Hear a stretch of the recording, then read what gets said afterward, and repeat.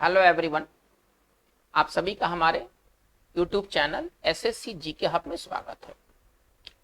बच्चों, आज के इस वीडियो सेशन में हम लोग बात करेंगे भारत के प्रमुख पर्सनालिटीज, प्रमुख हस्तियों के बारे में। आज हमारा ये वीडियो नंबर 4 होगा, है ना। पर्सनालिटी से संबंधित आज का हमारा ये वीडियो नंबर 4 होगा और ये अंतिम वीडियो होगा।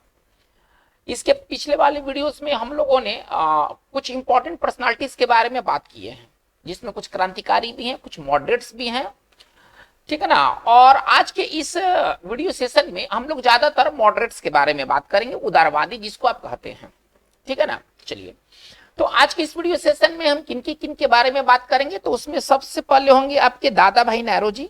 ये बहुत बड़े मॉडरेट्स थे, बहुत बड़े उदारवादी थे, दादा भाई नेहरू जी, जिसके बारे में बात करते हैं उसका एक हम लोग ब्रीफ थोड़ा सा ये ले लेते, पिक्चर ले लेते हैं।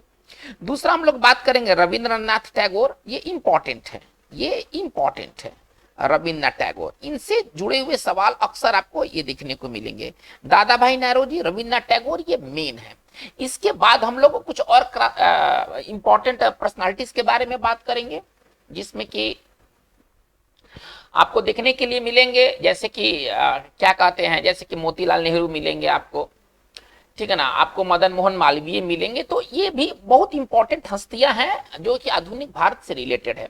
तो चलिए इस वीडियो की सेशन की शुरुआत करते हैं। सबसे पहले हम लोग दादा भाई नेहरू जी से शुरुआत करते हैं, ठीक है ना। चलिए, दादा भाई नेहरू जी को क्या कहा गया है? इनको एक मतलब नाम दिया गया है जिसको कहा गया O grand old man of India. ये बार प्रश्न आ चुका है कि ग्रैंड ओल्ड, है ना, grand old man of India किसे कहते हैं? तो ये जो नाम दिया गया है दादा भाई नेहरू जी को दिया गया है। ये, है ना, ये धर्म से, इनका रिलीजन क्या था? इनका जो रिलीजन था, देखिए नेहरू जी, ये जो नेहरू जी है ना, ये पारसी धर्म में लगता है ना। नैरोज, उसमें नैरोज ये पारसियों का, है ना, सबसे पहला उसको समझ एक न्यू ईयर होता है। पारसियों का जो न्यू ईयर होता है उसमें फेस्टिवल जो मनाया जाता है वो नैरोज फेस्टिवल पारसियों का एक प्रमुख फेस्टिवल है। तो यहां से पकड़ा जा सकता है नैरोजी जो शब्द है ना, ये आपको पारसी लगाते हैं। एनीवे, तो ये धर्म से क्या थे? ये धर्म से पारसी थे। चलिए, ये धर्म से पारसी थे। दादा भाई नेहरू जी ये पहले इंडियन थे जिन्होंने ये बात बताया कि जो ब्रिटेन है, जो अंग्रेज हैं, ये भारत से धन को ये इंग्लैंड ले जा रहे हैं और आधुनिक लंदन का निर्माण ये भारतीय पैसे से ही हुआ है, ठीक है ना। यानी कि भारत से जो धन का जो जाना है, इसको सबसे पहले एक्सपोज किया था, सबसे पहले दिखाया था दादा भाई नेहरू जी ने। चलिए, पॉइंट नंबर 2 क्या कहता है? दादा भाई Nehru ji British house of Commons में चुनाव जीतने वाले प्रथम भारतीय थे, ठीक है ना। ये ब्रिटिश हाउस ऑफ कॉमन्स में चुनाव जीतने वाले प्रथम भारतीय थे। भारत में सबसे पहले राष्ट्रीय आय का अनुमान किसने लगाया था? राष्ट्रीय आय, है ना। और ये दादा भाई नेहरू जी का, ये नेहरू जी थे जिन्होंने सबसे पहले राष्ट्रीय आय का अनुमान लगाया था। इन्होंने अपने, बहुत फेमस किताब है ये, बहुत फेमस किताब है ये, कई बार एग्जाम्स में पूछा जा चुका है, the poverty and un British rule in India, ठीक है ना। The poverty and un British rule in India, ये दादा भाई नेहरू जी का समझिए कि सबसे प्रमुख ये पुस्तक है। इसी किताब में उन्होंने धन का जो बहिर्गमन जो सिद्धांत दिया, ड्रेन्स ऑफ वेल्थ जिसको आप कहते हैं, ठीक है ना। यहाँ पर बात है with the theory of drains of wealth, यानी कि धन का जाना, ये कॉन्सेप्ट देने वाले दादा भाई नेहरू जी थे, है ना। कि इसी किताब में इन्होंने मेंशन किया the poverty and un British rule in India में इन्होंने क्या बताया कि भारत से जो धन है वो बाहर जा रहा है। और दादा भाई नेहरू जी ने ये भारत के प्रति व्यक्ति वार्षिक आय कितना रुपया इसमें बताया था, इस किताब में 20 रुपया। यानी कि उस समय जो भारतीयों की जो वार्षिक आय थी वो 20 रुपया थी। चलिए, यहाँ पर पहले मेंशन किया गया है कि भारत में सबसे पहले राष्ट्रीय आय का अनुमान किसने लगाया था? दादा भाई नेहरू जी ने। और वो कितना आय था? तो वो 20 रुपया था। चलिए, नेहरू जी ने कांग्रेस की अध्यक्षता 1886 में, 1885 में तो कांग्रेस की स्थापना हुई थी, तो उसमें डब्ल्यू.सी. बनर्जी, है ना, पहले अध्यक्ष थे। इसके बाद, है ना, 1886 में, है ना, नेहरू जी ने, दादा भाई नेहरू जी ने अध्यक्ष पद संभाला। इसके बाद 1893 और 1906 में भी इन्होंने अध्यक्षता की थी। यानी कि इन्होंने टोटल 3 बार इन्होंने कांग्रेस की अध्यक्षता की थी। चलिए, राष्ट्र गुफ्तार, ये मैगजीन जो निकाला गया था, इस मैगजीन के जो संपादक थे वो दादा भाई नेहरू जी थे। तो मैं पहले भी बात कर चुका हूं कि किताब, पुस्तक, स्टेटमेंट, ये सब चीज बहुत इंपॉर्टेंट है और इससे अधिकांश सवाल आपको जुड़े हुए मिलेंगे। एक तरह से हम लोग चारों वीडियो में जो बात की है, एक तरह से आपका पूरा मतलब एक अधिकांश भाग भारतीय राष्ट्रीय आंदोलन का एक अधिकांश भाग आपका कवर हो जाएगा। ठीक है, चलिए हम आगे बात को लेके चलते हैं। अब हम आते हैं रविन्द्रनाथ टैगोर के ऊपर।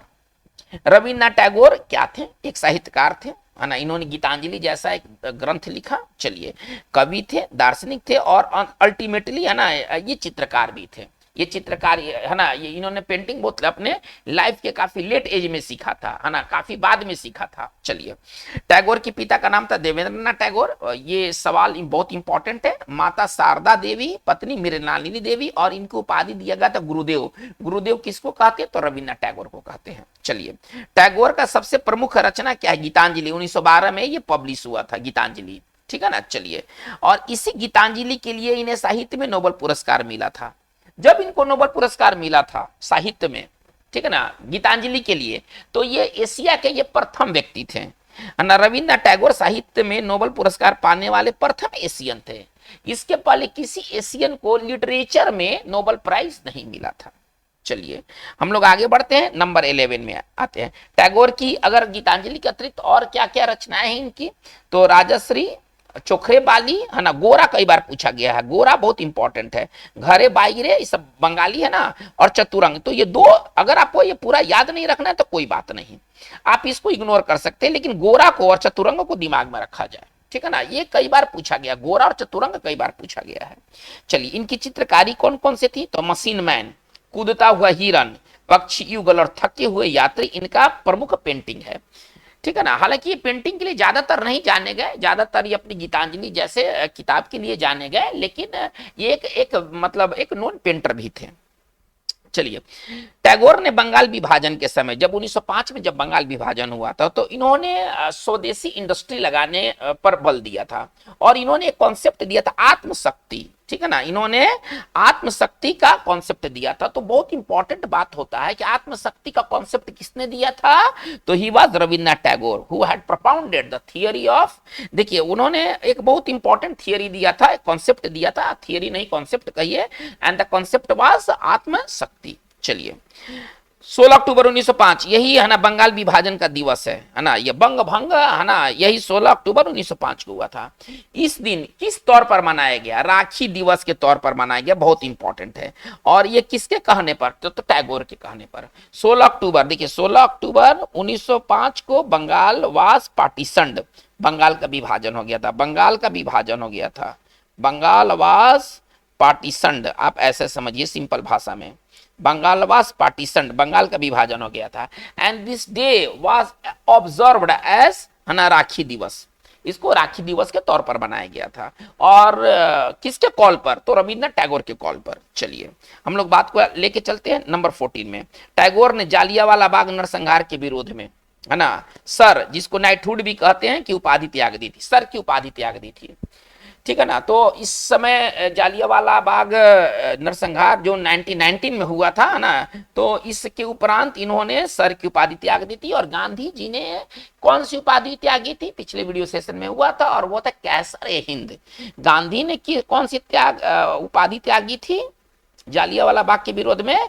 तो उनको जो दिया गया था कैसर ए हिंद, ठीक है ना, इसकी उपाधि उन्होंने त्याग दी थी। चलिए, विश्व भारती विश्वविद्यालय, ठीक है ना, विश्व भारती विश्वविद्यालय की स्थापना 1921 में किया गया था टैगोर द्वारा। चलिए, रामकृष्ण मिशन के बारे में अब हम आते हैं। रामकृष्ण परमहंस, है ना, रामकृष्ण, है ना, परमहंस, इसको समझिए।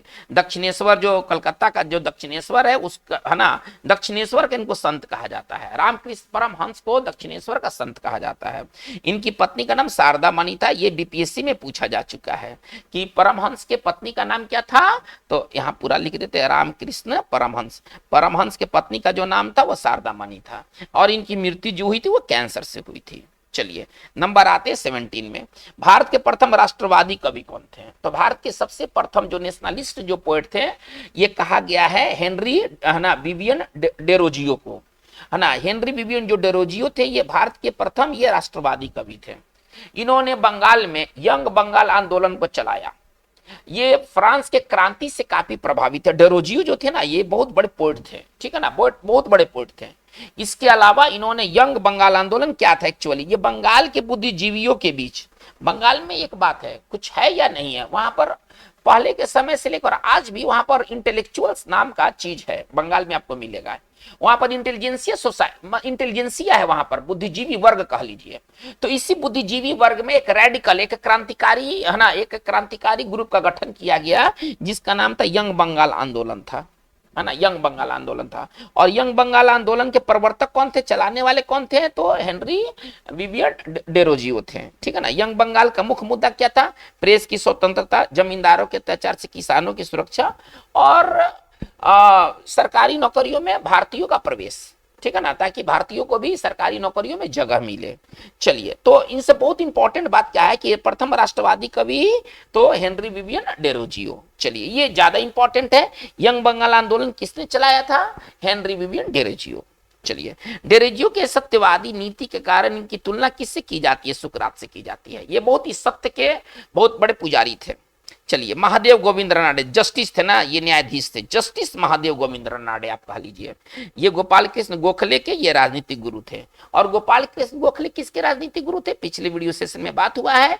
ये जो थे वो किसके थे, तो ये महात्मा गांधी के राजनीतिक गुरु थे। ये जो थे ना, जो गोपाल कृष्ण गोखले, ये महात्मा गांधी के राजनीतिक गुरु थे। चलिए, हम लोग बात को आगे लेके चलते। 21 में रानडे को महाराष्ट्र का सुकरात कहा जाता है।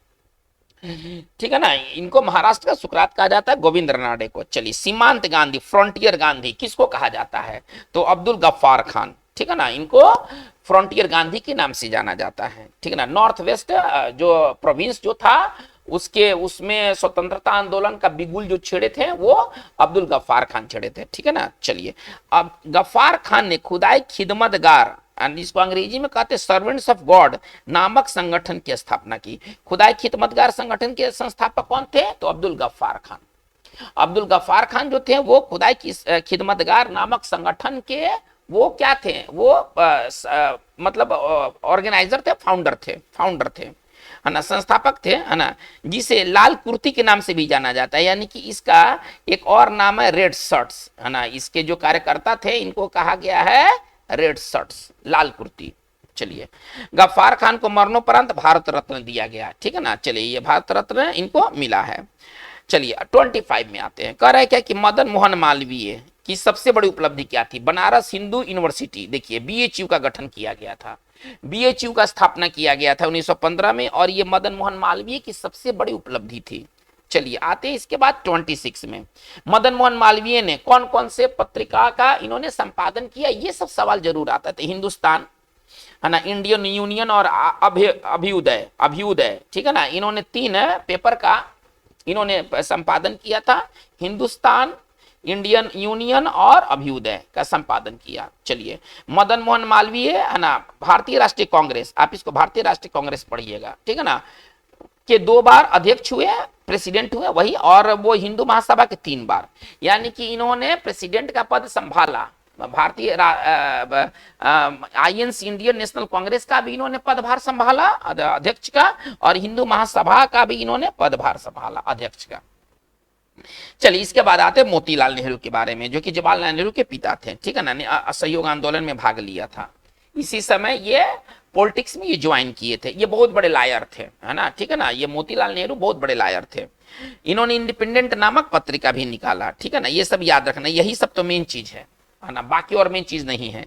ठीक है ना, इन्होंने इंडिपेंडेंट नामक पत्रिका निकाला 1922 ईस्वी में। मोतीलाल नेहरू और सीआर दास, चित्तरंजन दास, जिनको क्या कहते हैं देश बंधु, इनका क्या कहा गया है, इनको क्या उपाधि दिया गया है, देश बंधु। देखिए, 2 चीज, एक दीन बंधु अलग चीज है ना, और देश बंधु अलग चीज है। तो हमें ये याद रखना है कि सीआर दास, चित्तरंजन दास को क्या उपाधि दिया गया था, तो देश बंधु, है ना, फ्रेंड ऑफ कंट्री, देश बंधु का उपाधि इनको दिया गया था। चलिए, तो 1922 ईस्वी में, है ना, मोतीलाल नेहरू और सीआर दास ने स्वराज पार्टी का गठन किया, स्थापना किया। स्वराज पार्टी का मेन लक्ष्य क्या था कि लेजिस्लेटिव वर्क को डिस्टर्ब करना। बस जो कानून के जो वर्क हैं, वो आप चुनाव लड़िए, आप विधानसभा में, विधानमंडल में जाइए, और लेजिस्लेटिव वर्क जो होते हैं उनको डिस्टर्ब करने के लिए इन्होंने स्वराज पार्टी का स्थापना किया था। ये चुनाव लड़े, ये गए, और लेजिस्लेटिव वर्क को इन्होंने चलने नहीं दिया। चलिए, इसके बाद आते हैं ICS, Indian civil services. Indian civil services की परीक्षा पास करने वाले जो प्रथम भारतीय थे वो थे सत्येंद्रनाथ टैगोर, है ना, SN टैगोर, जिसको हम शॉर्ट में SN टैगोर भी कहते हैं, ठीक है ना। He was the first Indian who had qualified Indian civil services. तो बच्चों आज के इस वीडियो सेशन में हम लोगों ने इतनी सी बात देखी, ठीक है ना। ये प्रमुख हस्तियों में दादा भाई नौरोजी और रविन्द्रनाथ टैगोर के बारे में कुछ डिटेल है, बाकी सब जो इंपॉर्टेंट बात है वो आपको बताया गया है।